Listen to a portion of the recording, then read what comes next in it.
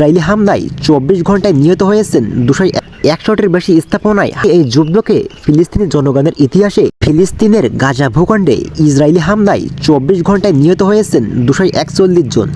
এ পর্যন্ত মোট প্রাণহানি প্রায় 21,000 মানুষের। বুধবার 27 ডিসেম্বর বিবিসির এক প্রতিবেদনে এ তথ্য প্রকাশিত হয়।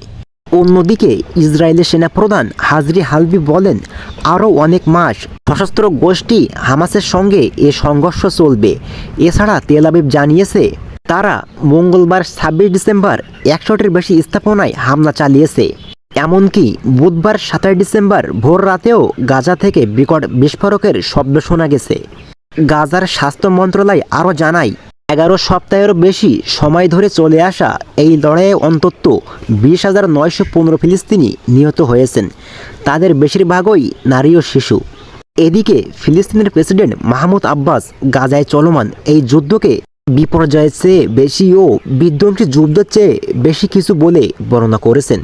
তিনি এই যুদ্ধকে ফিলিস্তিনি জনগণের ইতিহাসে নজিরবিহীন বলে অভিহিত করেছেন।